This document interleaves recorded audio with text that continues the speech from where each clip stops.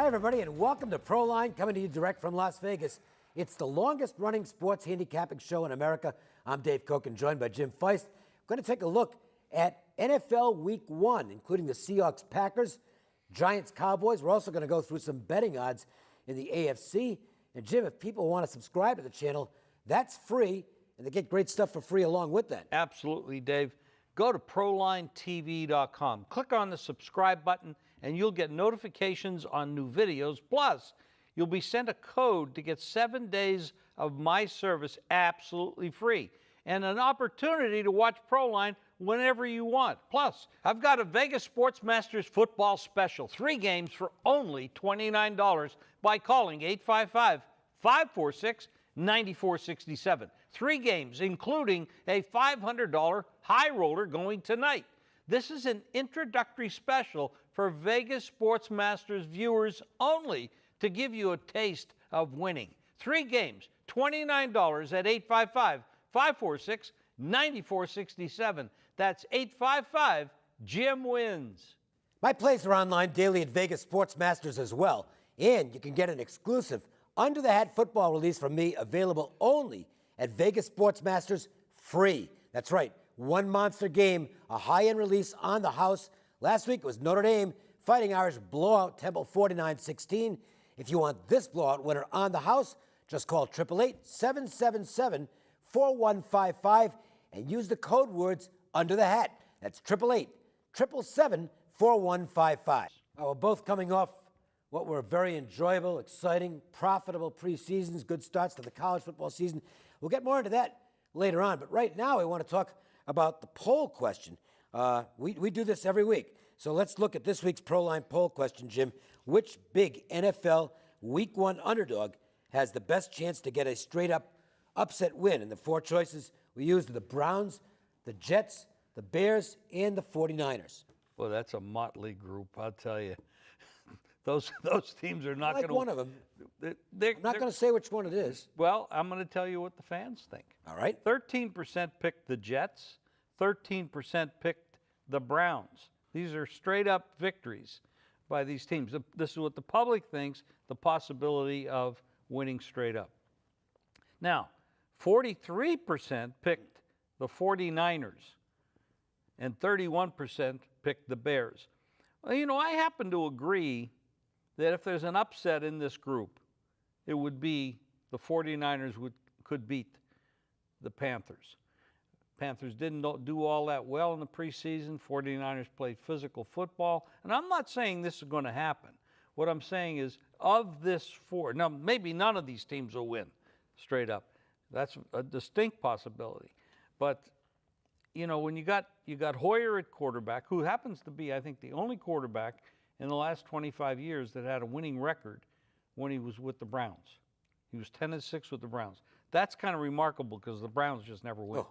So, and he did pretty well with Houston until he got into the playoffs, and that was just a brain fart, the way he played that game. But they got a new coaching staff there. The Browns have some new things going on. The quarterback there is brand new, coming out of college. The Jets may be the worst offensive football team that's ever been put together. That actually might be a good matchup for UNLV. They might be able to handle them. They couldn't handle Howard, but they might be able to handle the Jets. Had Mo Howard and Shemp as well. They're pretty good, you know. I know that. Yeah, you're right. I know. Nobody under the age of 40 has any idea what I just said. Well, yeah, you can watch. What's that station that runs those old shows? Nickelodeon or something? It was a Three Stooges reference. Howard, of course, being the school that played UNLV last week, and Mo, Shemp, and Curly, their last name. They were brothers, and their last name was Howard. Larry was not a brother. Good stuff. And what would you have won straight up? Straight up bet on Howard to... there was an offshore that had a money line on it. Had to be 20,000 for $20. No, it was 550 to 1. Okay. So and from what I understand, there was a $2 bet and a $10 bet. Somebody actually bet Howard. Yeah. So somebody picked up $1,100 for a $2 bet, and somebody else picked up $5,500 for it had to be an alumni. The only person would possibly. Somebody just taking a shot. That's why. Yeah. But that's why actually you won't find money lines above a certain level. the Nevada books because Right. nobody's going to bet the favorite on those. Correct. And, if somebody gets lucky on an Nobody upset, wants to bet a lot to win a little. well, if somebody's got a $100 ticket Speaking on Howard at that price, they made a lot of money. Okay. Speaking of betting a lot to win a little, the big fight that just passed with Mayweather. That was one. That's the most. That was- It's the most I've ever laid. Right. I'm not laying 5-1 as a rule, but I got 450 on that. So there was no question I was going to make that play. Yeah, I agree. So anyway, let's get back to what the poll question was. I'll mention the one of the four that I think has a shot to pull the upset, actually, because I gave it out as a free play anyway. So that's the Bears. Look, got a few things working here, and this is more point spread oriented than straight up. So it's not really answering the questions, but if you cover the spread, that's all that really matters, right? I think the Bears are going to be better than they were a year ago. They were not fortunate with injuries, and I thought maybe there was a bit of a negative attitude to begin with. Yeah, Cutler was a lame duck quarterback there last year, and you can't have a lame duck quarterback generally and be successful. The other thing is, something to keep in mind. It doesn't mean it's going to automatically win, but boy, it's been good over the years. Betting against the Super Bowl loser in the first game of the new season. It had a long streak. I think it was 13 in a row where the team had gone belly up against the spread in week one. And then, as these trends will have a tendency to do, which is why I'm not a big trend guy, I think 3 in a row won. But the last two have gone back the other direction. And I think Atlanta could be in for a more difficult game than people think here. I thought the Bears +7 were alive. And by the way, that angle is 15-3 the last 18 years, going against the Super Bowl loser in game one of the new season. They're 3-15 against the spread. So the play would be Chicago. And I just like the matchup. I think the Bears are going to give them a game. Well, you have Fox there. He's on the hot seat. There's no question. They have Glennon now at quarterback. They have Trubisky as the backup, who happened to look good in preseason. He did. But preseason is preseason, so we have to take it with a grain of salt. But there's a lot of unknown stuff going on in Chicago at this point.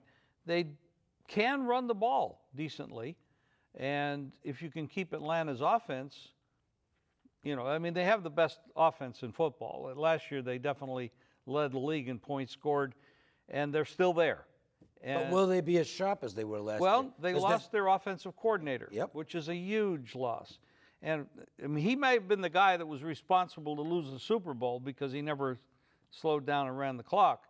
But he was extremely good as an offensive coordinator for this team throughout the whole year. Now, that's gone. I don't know if they're going to be able to carry. I'm going to say no. They're not going to be able to duplicate what they did a year ago. But you don't have to duplicate what you did a year ago to win this game straight up. Covering 7 on the road is another issue. Yep. So I'd be much happier taking the Bears +7. I don't think it's going past that. I think you take the 7. No, it's actually come down a little bit. I've seen some 6.5. As a matter of fact, I got it right here. You can get +7 at -110. I would take that now. Yeah, because I don't think it's going to be available. I don't think you'll get the 110. I think we're looking at. It's already going to 120. 115. Yeah, you're going to have to lay 115 if you take 7. All right. Excuse me. We want to thank everybody who participated in this week's poll question. And we'll remind you that we post a new Proline poll question every Monday morning on our various social media networks, and the results will be announced right here every week on the show. And if you'd like to send us a suggestion for a Proline poll question of the week, or if you have any questions about our selections, our service packages, send me a direct message on Twitter, Facebook, Instagram, or YouTube, and I'll get right back to you. And when we come back, we will look at a pair of NFL Week 1 showdowns, Packers Seahawks and the Giants Cowboys. All right, welcome back to Proline. Week 1 on Sunday. You're always going to have some good games out there, some that might be a little less interesting, but I'll tell you what, everybody's going to want to watch this if you're an NFL fan. Huge showdown at Lambeau, the Seahawks and the Packers. These are elite teams, 2 teams that definitely have a chance to be representing their conference in the Super Bowl at the end of the season. And it's a rematch as well because last year Green Bay won, I believe it was 38-10, so you might have a little revenge on the Seahawks' mind here. Well, revenge, they haven't done very well, Dave. Ooh. When they go to Lambeau, they just have not done well. I think they're 0-4-1 or something like that. And this is a tough place to play. And it's not that cold there yet, so you don't have that factor. But this is a very difficult game. I love the Seahawks this year. I think they're really built. What about the left tackle? Fant, the loss there, I think that's huge. You got a right-handed quarterback, you need your backside covered because that's a blind spot. So that left tackle, we still don't know if the plug in there is going to work. And we won't know until Sunday when we start watching this football game, because I guarantee you Green Bay sees that hole. They know he's out, and he's out for the year. Yeah. So they're going to go after it, and they're going to test that position. You know, one thing I think we're going to see out of the Packers early, there's been a lot of talk about this, is had Aaron Rodgers lost his passion for the game? Well, I don't think he ever had. I think that's ridiculous. But if I think Green Bay wants to make a statement in this game. Now, don't take that as an endorsement of the Packers minus the points. I've got actually a lot of games that I like this week in the NFL. This isn't one of them. I think this is a really tough game. I don't want to go against Green Bay at home. The number indicates to me maybe a little Seattle. If I'm just reading it from a line standpoint, so it's a game where I end up out of it. If I had to make a bet on it, I'd probably take the Packers. I think the best bet in the game is the over. You know, it could be a I mean, I don't see either one of these teams shutting each other down. I mean, Wilson is a monster. He's in great shape. He is awesome.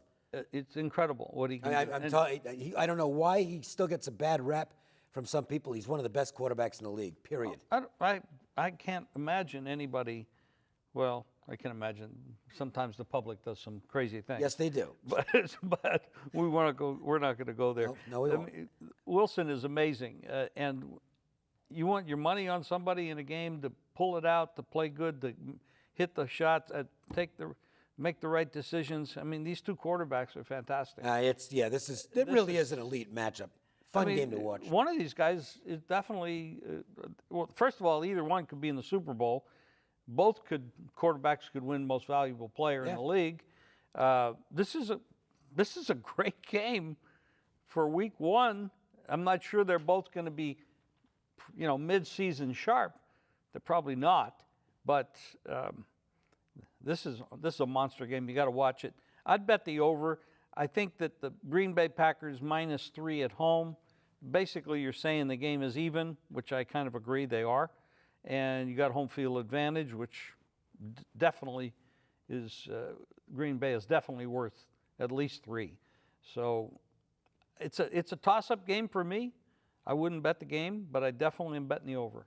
Well, let's see what Jeff Saad has to say on this game. Let's get Jeff Saad's take right now from Las Vegas Sports Services. Jeff? Thanks, guys. Seattle has a rock-solid defense again and an improved offensive line, along with a memory of getting crushed here last season. Sure, they'll be up for the game, but they are 2-6-2 against the spread against the Packers, including 0-4-1 ATS at Lambeau. Green Bay has the edge at the all-important QB position with Aaron Rodgers, who threw 40 TD passes last season with only 7 interceptions, and the defense is improved. They're also 7-3 against the spread in Week 1, and the home team is 5-1 ATS when these teams meet. I'll back the Packers, guys. All right, thanks, Jeff. Let's move to the NFC East and the early showdown between the Giants and Cowboys. Cowboys were swept last year by the Giants, 20-19 and 10-7. The Giants, at least on paper, have upgraded on defense. Dallas, they lost some stuff from this 12-4 team. And I can tell you this, there's some respected money showing up on the Giants for this game. Now, the weird thing, of course, is this bizarre situation with Elliott, who his suspension's been upheld, but he's playing in Week 1. I have no idea how that works. I don't care. All I know is he's going to be out there, and that's a big, big plus for Dallas. Not as much from the running standpoint. He's actually a bit overrated as an actual runner. His yards after contact last year was strictly average. But one thing that he is exceptional at, he's a great blocker. Great blocker. And having him out there against a pretty fierce pass rush that the Giants can throw in there, I think that's a big, big break for Dallas to have him available for this game. It's an amazing situation that he's suspended for 6 games, but he's playing in Week 1. Hats off to Jerry Jones for whatever lobbying. A huge game. Pardon me? It's a huge divisional game. Well, that's probably why he was able to lobby that. Yep. You know, I'm sure that there's politics involved, but either way, this is a big plus for Dallas. But when you look at the history of these two teams, because they play at least twice every year, the Giants have really handled this club. And I don't see any fall off for the Giants right now. Eli is there. They know how to play this club. They've handled them before. They've gone to Dallas before. I have a They've question. handled that. I'm going to throw a question at you. I thought Eli was starting to show signs of decline last season. What if that decline is continuing? They don't have anything in back of him. He's it. And that actually does worry me in this game as well. I mean, I think if you're just looking at it just on spread value, power rating as opposed to line, you're probably going to say, okay, Giants are nobody. That worries me, though. And I didn't see, I guess there was some good stuff in the preseason. The game against the Jets, I believe, was pretty impressive. But But that was the Jets. He has to prove it to me. Well, Father Time is undefeated. Yeah, I know. We're all going to face that. He's a champion. He's been around a long time. He knows how to play. This is the beginning of the season. He hasn't had a lot of bumps and bruises yet. If he's going to be sharp, if he's going to be healthy, physically ready to play without twinges in his back or his arm or his shoulder, this is the time to do it. And knowing how to win, knowing how to play a team, you got some young players on Dallas. They've lost some people, as you mentioned, Dave. I don't see Dallas being as good as they were last year. Neither do I. And I feel the Giants are actually maybe a little bit better.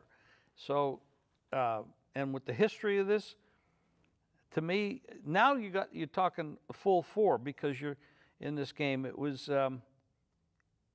there was an outlaw line came out in the beginning 6.5. Yeah, well, that was was absolutely insane. That was insane. Now with Elliott out, I was seeing 3s and 3.5s. Now he's playing, and I'm seeing 4 minus 15.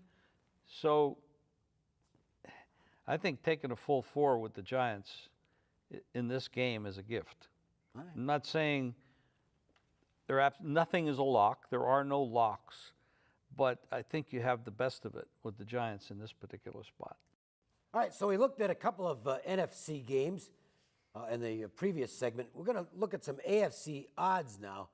And I think these are three of the three of the most heavily bet teams as far as winning the conference title is concerned, or winning the Super Bowl as well.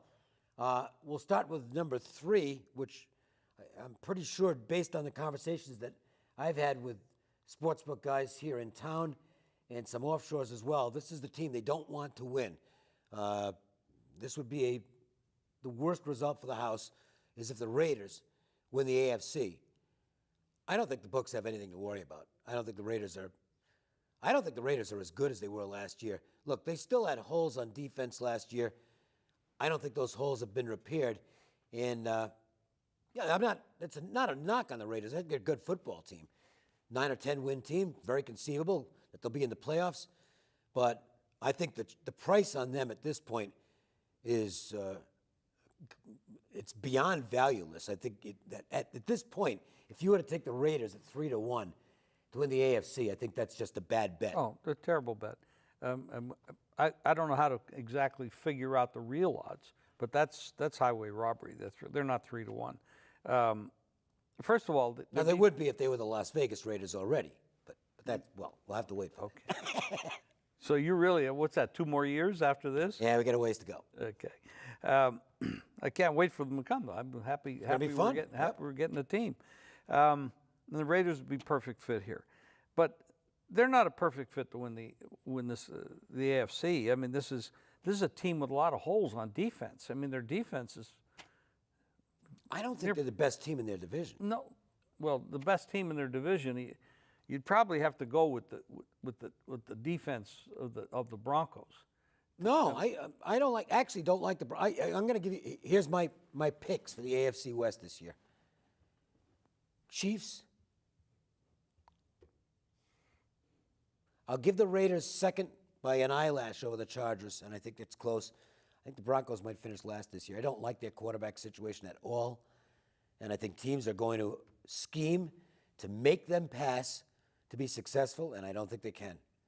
I think the Broncos are going to go backwards. They're a great organization, and this isn't going to be one of those steep declines where they fall apart and become some 3-13 team. They're not going to become the Jets, but I think this is a year where the Broncos could win. Could be a 7-9 team. Well, we disagree. I think the Broncos are a solid. When you look at their defense, they're going to win a lot of games on defense. They're going to run the ball. I think that their quarterback can manage the game. There's holes in every. I mean, the Chiefs have been disappointing people for years. They don't have that many offensive weapons. No, but they got a great regular season coach. They He is. I mean, Andy Reid is a terrific regular season There's no coach. question about that. But if they come in 1 or 2, I think the Broncos will be second. What about the Chargers? See, that's a team. I'll give you. That's a real mystery. I bet I like the over on the Chargers. I think they're gonna. They were. When something happens one year, it often goes the opposite way the next year. Nobody blew more leads than the Chargers last year. What, they have 6 games that they blew in the fourth, maybe 6 or 7. They had the lead in the fourth quarter and lost the football game. They also had an extraordinary number of injuries last year. The offensive line got crippled. Look at their home field situation right now. Well, I don't know. Is it going to be any worse than it was in San Diego? Because they weren't getting a lot of people. Look, you see, this is the problem with lame duck hosts, and I think that could be a problem for Oakland. I'm sorry, they're a lame duck in Oakland now. San Diego, everybody knew by last year, this team is not going to be here next year. Now they've moved. They're in this little soccer stadium. I don't know that it's going to be any less of a home field advantage than they had in San Diego. And it might be more. Great. I mean, Bosa is a tremendous defensive that guy's ball player. fantastic. Rivers is fantastic. I mean, he's their first unit has looked great in the preseason. They do. The question, I mean, can you put the coach together with the situation and the home field and all the? I mean, these players all live in San Diego. They got to. It's not that far. I understand that, but it's not the same, and it's a new city, and are they going to get support? It's a real. No, it's not a great situation, No. but I like the team, and I think that this is a bounce team this year. So I'm not suggesting that they're in the mix with these other teams for the AFC title, but I think San Diego's going to be, or excuse me, the LA Chargers are going to be a better squad than they were last year. Now, we haven't mentioned the 2 real pedigree teams, so let's talk about them: the Steelers and, of course, the Patriots. I mean, I know the Steelers are getting older, but boy, that's a good organization. And they just keep plugging in guys. Now Watt's little brother has won a starting job there. He beat out James Harrison for a linebacker position. Looks like he's going to be a star in this league. Roethlisberger, I mean, he's 35, but that 35 is not necessarily ancient for a quarterback. I mean, they got a lot of weapons in that team. They're a good team. I agree. The Steelers and the Pats, as far as AFC stuff, I mean, these are the teams. They should be in the AFC Championship game. Sure looks like. Barring injuries, barring crazy stuff. I mean, look at the Steelers. The Bengals have flaws. The Ravens have flaws. Cleveland, of course, is Cleveland. And the Pats have the same situation in the AFC East. Miami, Buffalo, Jets. Especially the last 2. Oh, yeah. Miami might be an okay football team. Miami might put it together. Because now, Buffalo. you know, the situation with the Hurricane moving the game and they're going to have to play 16 straight weeks with no bye, which means they're not playing this week. So it's, there's some unfortunate stuff there too. But the Pats and the Steelers, barring major injuries, they should be in the championship game. The problem is either one worth betting? No. And I would say no. No. It's kind of like, we'll use horse racing as an example. I mean, if it's, such and such horse looks absolutely great. He's clearly the best horse in the field, but he's 3 to 5. You're not going to make money doing that. You're going to lose money in the long run doing that. It's just you're getting the worst of it. As good as the Patriots are, and they're clearly, on paper, they're the best team in the league, but 11 to 10 to win the AFC. I mean, I guess you can bet it if you're that convinced. Go ahead and bet it, but I wouldn't. Not at that price. Well, there's people that popped in here and bet $1 million on Mayweather, Yeah. but the price should have been 40, 50 to 1. Instead, Well, right, but that's not the case here. Well, these prices are bad. Also, these are bad prices. That was a good price if you're betting Mayweather. See, I think the right this price. is a bad price. Clearly, the Patriots are the favorite, but I think the right price on it is what, 2 to 1 to win the conference, and you're getting basically even money. That's you just it's Well, futures. Nobody's ever gotten a good price. Not on anymore. Futures. No, it's terrible. You get robbed. I don't bet futures. no. The way to go on futures is over and under win totals. That's it. Yeah, That's it. That you can get value on. All right. Yeah. Okay. Listen, if you want free plays from our Vegas experts on a recorded message, here's the number to do so. It's toll free, 888-294-1970. And if you want free daily plays sent right to your cell phone, just text GAME, G-A-M-E, to 64600. That's GAME, 64600. Also, if you want to get my AFC North Game of the Month for free, just text Proline to that same number. That's Proline to 64600. And you can also get a free daily text from me by texting Cokin, C-O-K-I-N, to 64600. Thanks for joining us, and we'll see you next week with another edition of Proline.